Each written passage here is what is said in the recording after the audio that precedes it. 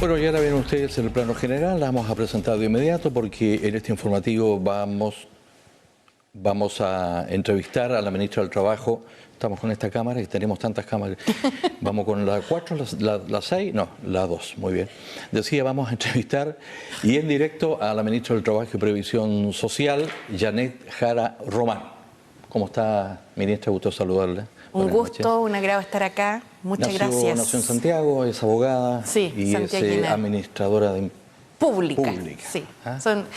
La administración pública es una carrera que no es tan conocida, pero es muy necesaria en el Estado. Hoy estuvo en un encuentro ciudadano, dimos una nota ya, pero si puede profundizar un poco más sobre reforma de pensiones. ¿Cómo está? ¿Cómo se ve? ¿Medio difícil se ve la reforma de pensiones o es una percepción equivocada? Yo diría que tiene... más lejos, pero buen cerca. O sea, como que de repente se ve mucha pelea, mucha discusión, pero hemos ido avanzando. Y eso es algo que con la oposición, digamos, hemos ido avanzando en la posibilidad de encontrar un acuerdo. Y eso se valora, porque en la Cámara de Diputados nos demoramos mucho en poder avanzar y, en definitiva, estuvimos más de 14 meses tramitando la reforma previsional y la oposición no se movió 1 centímetro de sus posiciones. Entonces terminamos aprobándola con una mayoría que teníamos como oficialismo en la Cámara de Diputados. ¿Pero en qué va a quedar ese 6%? Lo que va a pasar ahora es que tenemos que ponernos de acuerdo en cuál va a ser la última fórmula respecto de la nueva cotización del empleador. Pero lo que hemos propuesto nosotros es que las personas suban sus pensiones por año cotizado. Si una persona cotizó 10 años, se le sumaría a su pensión mensual todos los meses una UF. Si cotizó 20 años, 2 UF, hasta 30 años, 3 UF. Para hacer eso, al 1,5 millones de pensionados que hoy día hay y a los que se pensionen en los próximos años, se requiere que la cotización se distribuya una parte al ahorro individual, pero también una parte solidaria, que nos haría también, ¿no? Y esa parte solidaria es la que todavía tenemos en discusión, Patricia. Hay una idea de aumentar la edad de jubilación. Eso sí, lo hemos escuchado. Difícil a 68, a 65. Eso no, ¿usted lo ve difícil? Eso no lo contempla el proyecto del gobierno, principalmente porque en Chile la edad no es que te obliguen a jubilar, sino que tú desde ahí en adelante te puedes jubilar. Y de hecho, en la práctica las mujeres se jubilan casi a los 64 años. Se jubilan a los 63 años y 7 meses y los hombres a los 67 años con 3 meses. Y con eso tienen los resultados de bajas pensiones que hoy día tenemos. Entonces, más que seguir pidiéndole al afiliado el sacrificio, la idea es que se hagan cambios más estructurales. Aumentar el ahorro previsional es muy importante. En el mundo se cotiza por el doble de lo que se cotiza en Chile.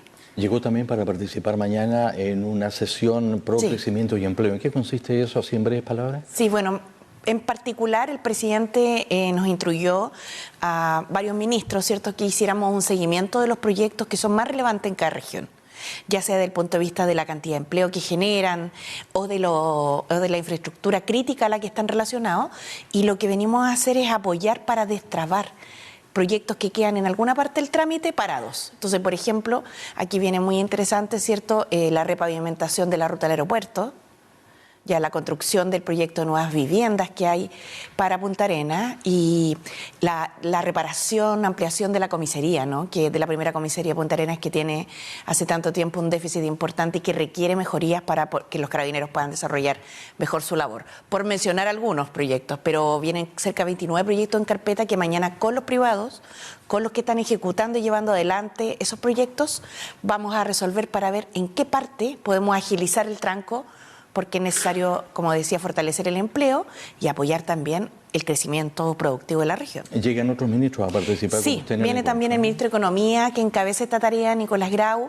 Viene además el ministro de Educación y la ministra de Ciencias por, en particular, tareas asociadas al hidrógeno verde y a la capacitación de nuevas competencias. ¿Para qué le voy a decir? Lo que queremos son cosas reales, ¿no es cierto? Sí, no concretas. Solamente encuentros, conversatorios, como usted le quiere llamar, pero que se sepan las conclusiones en definitiva, y pronto, ojalá. Yo creo que en ese sentido el Gabinete Pro Crecimiento y Empleo es muy útil. útil, porque lo que hace precisamente estos proyectos que de repente nos demoramos tanto en sacarlos, ¿no? Hay un centralismo por un lado y por otro lado este tema de los permisos que crecieron mucho y por eso hay que racionalizarlos. Pero yo por lo menos he estado en varias regiones en estos gabinetes y después de que se está ahí, se ve cuál es el nudo, se aprieta, ¿cierto?, un poquito la gestión, avanza.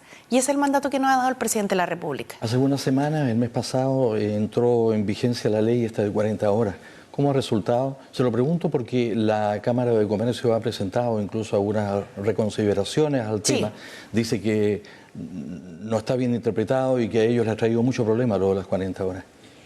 Mire, en general, en términos gruesos, la ley ha resultado bastante bien. Quiero contarle que hay 30.000 empresas que este año ya adoptaron las 40 horas.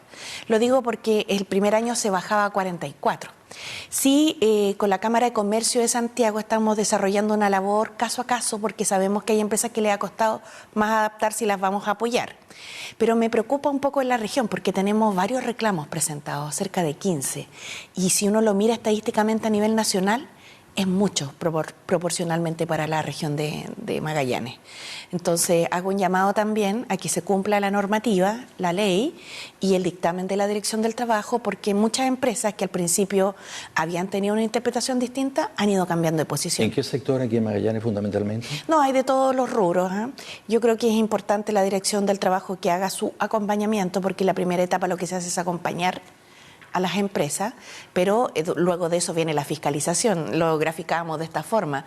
Va a ir la Dirección del Trabajo a una empresa y va a decir, mire, aquí tiene usted haciendo esto que tiene que corregir, le vamos a cursar una especie de parte cortesía, pero tiene un plazo para corregirlo. Ministra, hay mucha informalidad laboral en nuestro país. ¿No se ha logrado superar eso? Sabe, ese debate ha estado bien puesto en la palestra, pero si uno ve las cifras realmente es la misma informalidad que había antes de la pandemia. ¿Sabe? La única vez que ha bajado la informalidad en nuestro país fue durante la pandemia, porque hasta los informales se confinaron. Ahora, no lo digo para que nos consolemos, pero tampoco para que se levanten así como falsas situaciones que no dan cuenta de lo que los números muestran. Usted me lo va a informar. ¿Cuántos empleos en el país se han recuperado después de la pandemia? 500.000. ¿Sabe por qué se lo pregunto? Porque cuando una empresa durante la pandemia tuvo que despedir a personal, después no todos son recontratados porque no podemos trabajar con 4 menos. Yo he escuchado eso. Nosotros, como gobierno, desde el 11 de marzo del año 2022, se han creado 500.000 empleos. Esos 500.000 empleos, en su mayoría, son formales y lo que han hecho es principalmente incorporar mujeres. Y ha ocurrido un fenómeno, sí, que mucha más gente ha salido a buscar empleo. Y eso habla de una buena perspectiva, ¿cierto?, de la economía, pero requiere también que los empleos se vayan creando con la misma rapidez. Y no estaba ocurriendo así. Ahora se está mejorando sustantivamente el tema del empleo, porque cuando hubo inflación muy alta, esa inflación afectó la inversión y los proyectos productivos. Y hoy día que hemos logrado controlar la inflación, el crecimiento va hacia arriba. Y el empleo va un poquito más rezagado, que se llama. Va creciendo también, pero siempre en la medición va un mes más atrás. Parte de los fenómenos de cómo se comporta la economía, pero tenemos buenas perspectivas para este año. Quien la está entrevistando conduce todos los días el informativo de IT Patagonia. Y hace algunos días me tocó entregar una noticia que decía que el INE dio a conocer la encuesta del empleo correspondiente al trimestre enero y marzo. Y Magallanes, desgraciadamente, aumentó en el desempleo. Sí, es así. Nosotros hemos visto que en Magallanes, si bien está lejos del promedio nacional, o sea, tiene un desempleo más bajo, aumentó en el último trimestre. Principalmente potenciado porque la creación o la velocidad con la que se están creando puestos de trabajo es más lenta que la velocidad con la que la gente está saliendo a buscar trabajo. Gente que antes no estaba buscando trabajo. Entonces lo que tenemos que hacer es seguir fortaleciendo esta parte de la creación de puestos y por eso venimos a este Gabinete Pro Crecimiento y Empleo. A propósito de eso, precisamente que vamos a estar acá mañana 4 ministros de Estado tratando de empujar estos 29 proyectos que han sido priorizados en la agenda y que son todos ellos intensivos en mano de obra, para empleo. En una nota anterior en este informativo la escuché porque le preguntaron sobre el problema de Nova Austral. Y la escuché decir, estamos monitoreando y estamos al lado de los trabajadores. ¿Qué se va a hacer al respecto concretamente Porque usted sabe que puede quedar mucha gente sin empleo en Tierra del Fuego y en todo Magallanes. Bueno, lo primero es que nuestra Seremi del Trabajo y Previsión Social, Doris Sandoval, se va a reunir tanto con la empresa como con los sindicatos. Sabemos que aquí, a partir de lo que ocurrió con 2 de sus acreedores, ¿cierto?, se dictó un fallo que fuerza la liquidación. Entendemos, en tercer lugar, que la empresa va a hacer uso de los recursos que procede, judicialmente hablando. Pero vamos a hacer lo que hemos hecho en otros casos también, como el incendio que hubo ahora en febrero, no sé si se recuerda, ¿cierto?, donde estuvimos acompañando a los trabajadores en una reconversión rápida productiva, si es que eventualmente se llegara a cerrar. Pero esperamos nosotros que se pueda solucionar. Esta es una fuente de empleo muy relevante para la región, lo tenemos claro, pero tiene que cumplir también con todas las condiciones. ¿Sabe lo que ocurre? Que ha pasado varias veces en Magallanes que cierran algunas empresas y por supuesto que hay una reconversión, que hay una capacitación a los trabajadores en otro ámbito, pero ni parecido después consiguen trabajo en lo que estaban trabajando y los sueldos no son los mismos. Allí en la reconversión, ¿cierto?, se produce al principio sobre todo un desmedro en el ingreso de los trabajadores. Eso es una realidad. Y tenemos que fortalecer, ¿cierto?, también las tareas en las que se reconvierten para que sean más calificados que menos calificados respecto al puesto anterior. Por eso, en particular, acá en la región ha desarrollado una labor muy importante un organismo público que se llama Chile Valora. No sé si usted lo ubica, y que ha empezado a certificar competencias laborales. Le preguntaba si lo ubica porque no es un servicio tan conocido como el IPS o como otros, como la Dirección del Trabajo, ¿no? Pero estaba revisando recién, ¿cierto?, la minuta, en todas las tareas que habían estado trabajando, precisamente en certificar, por ejemplo, en labores que no siempre están reconocidas porque la gente no fue a la universidad a obtener un título. Pero trabaja 40 años lo mismo y tiene que ser reconocido. Exactamente. Por ejemplo, instalador eléctrico, por ejemplo, maestro de andamio, conductor de taxis colectivos y gestores de inclusión laboral. En la región, el Chile Valora ha estado desarrollando esta labor, el CENSA ha estado trabajando en la reconversión, pero sin duda lo que hay que resguardar primero es la subsistencia de los puestos de trabajo. Las personas que están esperando, sobre todo los jubilados que llevan tanto tiempo esperando, usted habrá escuchado lo del 4%. Sí. ¿Hay alguna novedad para ello? Porque siempre que llega el lobo y nunca pasa nada. Como usted dice, mucha gente ha fallecido esperando. Esperando, claro que sí. Esa deuda que le pertenece por lo demás. Sí. Tenemos esa deuda histórica, como la deuda de los profesores también pendiente. Sé que se están haciendo todos los esfuerzos para que se pueda convertir en una realidad el pago de esa deuda. Créame que tenemos plena conciencia de aquello. Sin embargo, también es cierto, y usted me lo decía, al igual que me lo decía hoy día la gente del IPS, parece un poco Pedrito y el Lobo. Creo que se les ha dicho muchas veces esto. Yo, la verdad, soy ministra de este periodo, entonces no podría hacerme cargo para atrás, pero sé que lo que existe es la voluntad de solucionar el tema de Empar. Y me comprometí, ahora que vuelva a Santiago, a mandar una respuesta precisa, de fecha, de ingreso para poder modificar este tema, porque tiene que pasar por una modificación legal. Muy bien. Finalmente, usted no era ministra en esa época, pero era subsecretaria de Previsión Social en otras épocas durante el segundo gobierno de la presidenta Michelle Bachelet. Sí. Bueno, y fue subsecretaria de Previsión Social. Veía pensiones también. ¿Sabe por qué se lo iba a plantear así? Porque desgraciadamente se sigue dando muchos casos de que el empleador declara las cotizaciones y no las paga. No las paga. Pero por años, por décadas. Sí. La DNP que le llaman. Y eso, entonces, viene en el proyecto de ley, eso también en las jubilaciones. Sí, influye porque hay lagunas, ¿cierto?, que se producen porque algunos trabajadores nunca se las pagaron.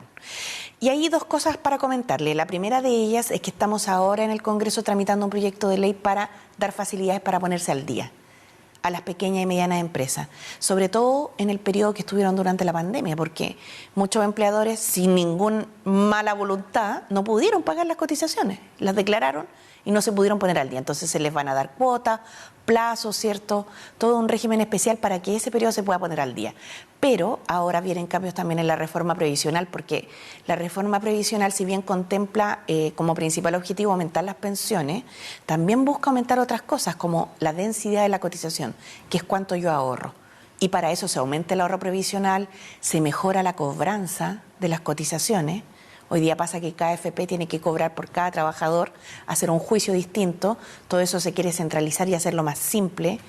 Y también regular el tema de los intereses de una forma más razonable. Bueno, muchas gracias. Muchas gracias a usted. Por su presencia hoy aquí en ITV Patagonia. Cuénteme, ¿me puede adelantar algo de la cuenta pública relacionada con el trabajo y previsión social? ¿Viene alguna información importante, no? Anticípenos algo. Con gusto lo haría, pero dado que es la cuenta pública de nuestro presidente de la República, yo sé muy respetuosa de su... ¿Cuánto va a llegar el sueldo mínimo? El sueldo mínimo sube este 1 de julio a 500.000 pesos. Pero hay 500.000 pesos. peticiones de 600 y algo. No, sí, pero hoy día estamos en el trámite, ¿cierto? Que nosotros hicimos una negociación por 2 años. Y esa negociación por 2 años con la Central Unitaria de Trabajadores cumple este 1 de julio el hito de llegar a los 500.000 pesos. Cualquier otra conversación es para el próximo año, pero siempre hay que tener a la vista las condiciones de la economía. Muchas gracias. Muchas gracias a usted. Ministra del Trabajo y Previsión Social, Janet Jara Román, hoy en directo en nuestro informativo.